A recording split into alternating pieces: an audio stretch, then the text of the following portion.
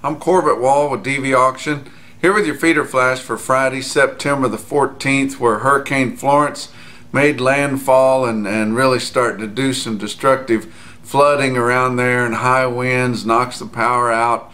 It's just going to get worse, as it's just planning on hanging right in that same area for a couple of days, and it's going to make an effect on livestock. The media's caught wind that there's a lot of hogs in the area. It seems like they're more worried about that hog manure tainting the water supply than they are worried about all the hogs that are going to drown if the flooding gets bad enough. But just depends on what their angle is. There's a lot of feeder cattle, a lot of cow-calf production in that area too. Most of those guys probably made it to where those cattle could find higher ground, and they'd kind of have to fend for themselves for a couple, 3 days. But the slaughter that's around there, there's a lot of hog slaughter around there, a lot of chicken slaughter around there.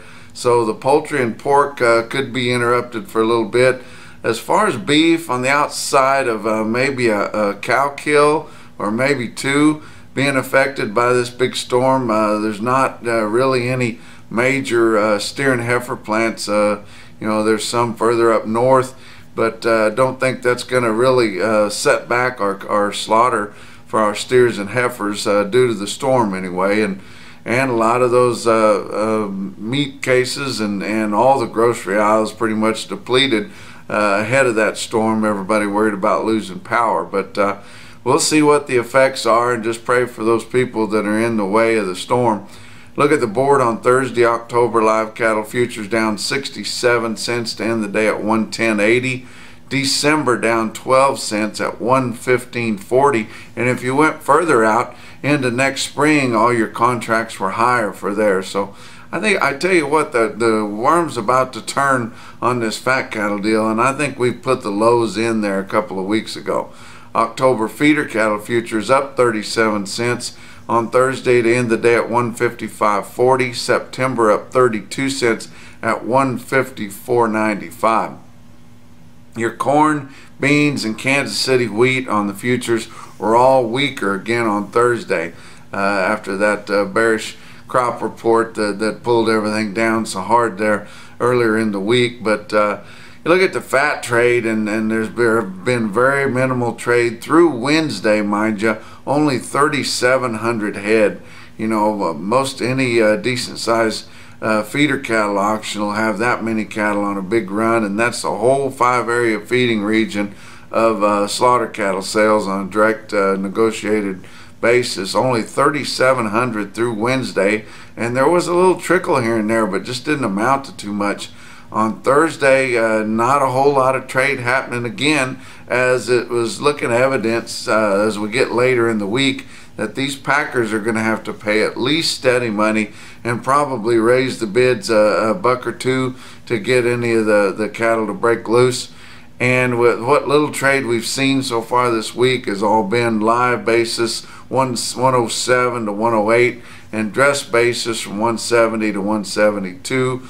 Mostly the regionals, but your majors did come out widespread on Thursday afternoon and bid 172, but it didn't really break anything loose.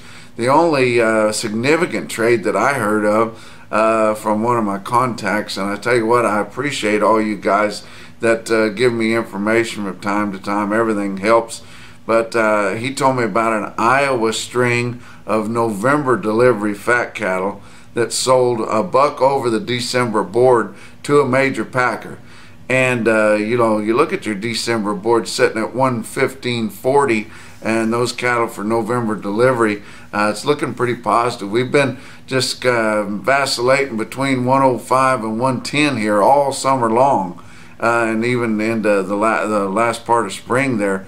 But it looks like within maybe even this week, who knows, we could get 110 this week. If the board's up big on Friday, it could warrant 110, but sure be 108, 109 you would think. But within the next few weeks we could break out of 110, and that's kind of the range that this market's been staying in. If it does break through 110, then we might could really gain some ground. But box beef cutout values continue to fade, and this is kind of a seasonal deal until we start getting close enough to the holidays that we start seeing some buying to service those holiday parties, and a lot of celebrating, people out and about shopping, being out just eating more steaks and things out at the restaurants, and the restaurant deal has been really good all year long, and we assume it'll be booming as we get closer to the holidays and the end of the year. But still seasonally drifting lower here.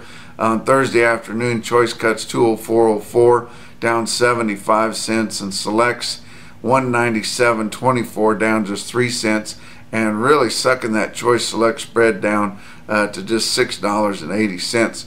Your slaughter, hard to measure against last week because of the holiday on Monday, but compared to a year ago, running 6,000 ahead of the same time a year ago, so that's good. Your actual slaughter information for the week ending September the 1st come out on Thursday, showed steers, average steer dress weights 888 pounds. That's 1 pound lighter than the previous report, and 2 pounds lighter than the same time a year ago. But look at your feeder cattle market, your real-time index on Beef Market Central, late in the day on Thursday at 150, 159, up another 20 cents, and been kind of gaining all week there. Look at your big on-site cattle auctions on Thursday. Pratt, Kansas at 3,000 head. Steers there steady to $4 higher. Heifers were sharply higher because they kind of had a thin test last week, and so now they had some good heifers in there this week, and I mean they were like $8-10 higher on some of those, even the yearling feeding heifers. But Farmers and Ranchers livestock up in Salina, Kansas, good run there, 2,700 head. Steers there $1 to $4 higher. Heifers on the yearling side mostly steady. Some heifer calves had a lower undertone though. But the individual quote out of Salina, 75 head of steers weighed 797 pounds at 162.75. I'd be sure $10 or better over the index levels for a similar weight steer. Mitchell, South Dakota can sell big cattle, 62 head of 949 pound steers in Mitchell bring 147.25. And then a quote not on Cattle Market Central, but shared to me from my friend Tracy Thompson there, the market reporter for state of Missouri. New Cambria, Missouri, kind of north central part of Missouri there, right on 36 Highway. 66 head of steers weighed 697 pounds at 174.85. And that's your feeder flash for Friday.